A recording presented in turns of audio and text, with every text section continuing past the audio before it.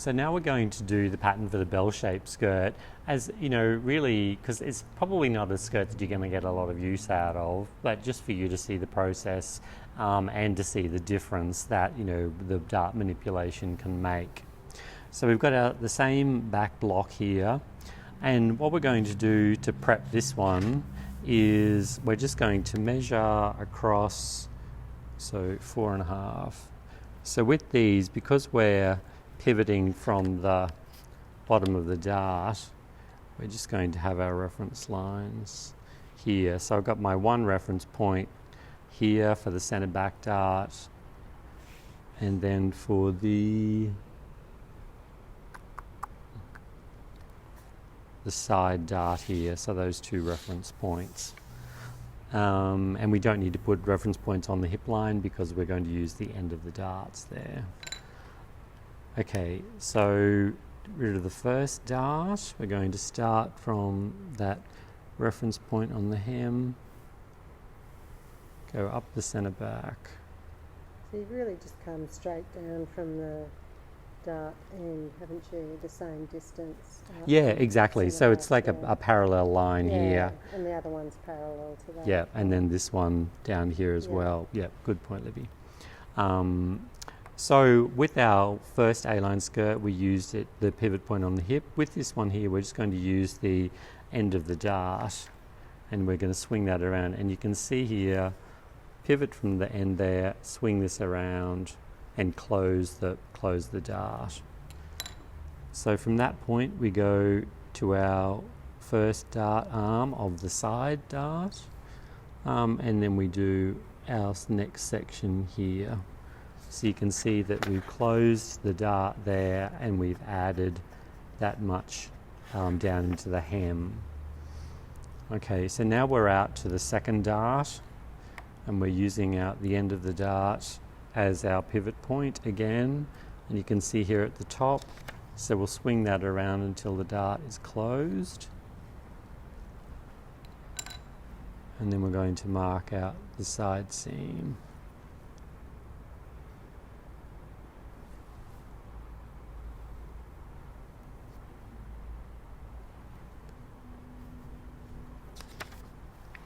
Okay, so you can see now, this is our new shape. You can see how the waist was originally this big, but you'd have to sew the two darts. And so this is the waist now without any darts. And you can see the difference between the fullness in the hem, how much has been added. You can also see though, how from like the side seam here, if we just sort of swing that around, you can see that we've added that much onto the hem. So this is onto the hip, onto the hip, bigger, so it's 1.5 centimeters, so that's 3 centimeters extra fabric that we've added just across the back there on the half. So that's 6 centimeters of fabric that we've added across the bottom on the back of the skirt, and that's what's giving us that shape, that full shape over the hip here. And because you can see, if you that's where the hip is underneath, and you can really see that amount there is what we've added on here. And again, if this was long, like maybe if it was full length, if it had some like petticoats under it with some tulle or something to hold it out away from the body, it could be quite dramatic and fancy for a wedding dress or an evening dress. But for a practical day garment, it's really not very practical. So just swing this around to do the hem. So add in the hem. Okay, so now I'll just add some seam allowances to this, and then we'll start on the front of the skirt. Okay, so we're going to do the front of the skirt now. So like before, we draw a line. We turn out, this is our back pattern, our center back on the straight grain. So we just flip that over on this line and draw in our reference line on the side there. Come on. Okay, so now we've got our front block here. So all we need to do here is just measure down, and I will measure it, I won't use my eye. So that's 6.9, just our reference point on the hem there. So I've made a reference point that's parallel to the centre front down to the hem from the bottom of the dart there. Now again, it doesn't matter where you position this on this line, because it's only when swinging out, you swing it out as much as you need to match that line. So no measurements here. Okay, so we've got the centre front on the line, and we're just going to go from the centre front out to the dart there, the first dart arm, and then from the hem, the centre front hem, out to our position there, which is the parallel line down from the dart end. So now we'll swing this out, so we're pivoting the dart closed.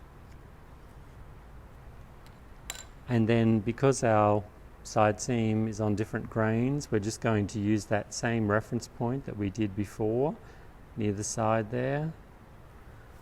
And then just this little bit, actually this doesn't matter so much, but from that point, somewhere there.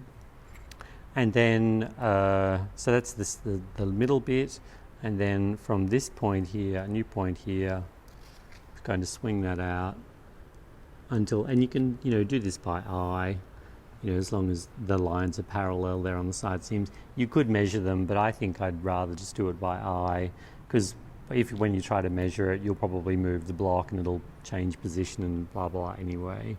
So by eye, parallel, and then from the bottom here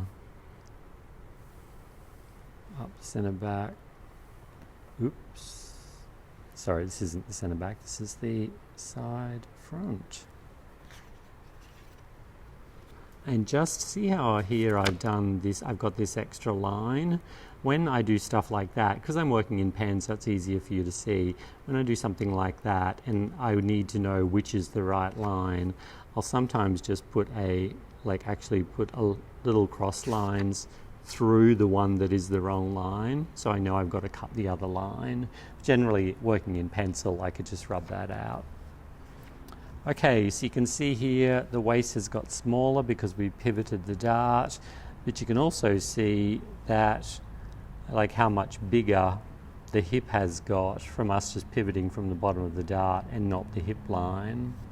And of course this major difference between the front hem and our new front hem. So we just need to create a smooth line. She'll start here.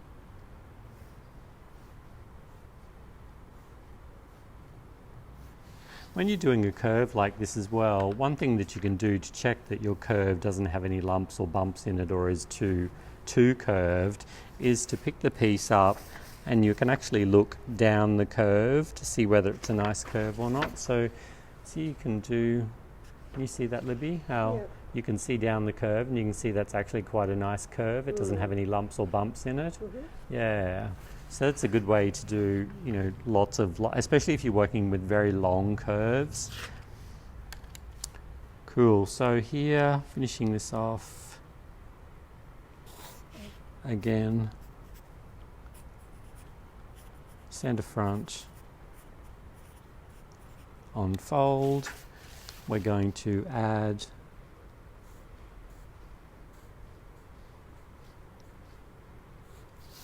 our seam allowances.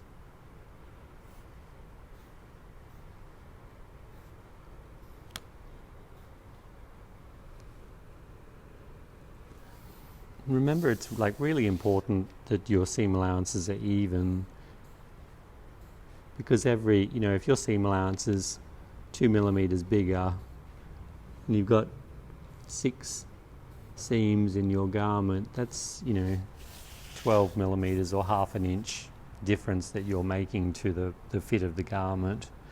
So we're just taking our notch a reference point for the hip onto the side seam there, and I'm going to do my little diagonal notch again on the center front. And what we'll do now is just see this. So what I'll do is I'll get, so this is my bell-shaped skirt. This is my A-line skirt. So you can see the difference between the two of them, and that difference just because I've moved, went from the ends of the darts on this one to the hip line on this one, and how much more fitted that makes that. And then our original block here as well. So you can see how the side seam here swings up with the more fabric that we put into the hem, and how this increases as well. And rub out that reference line. We don't need that anymore either. So you can see what a difference it makes playing with the darts in regard to the basic skirt. And there you have it.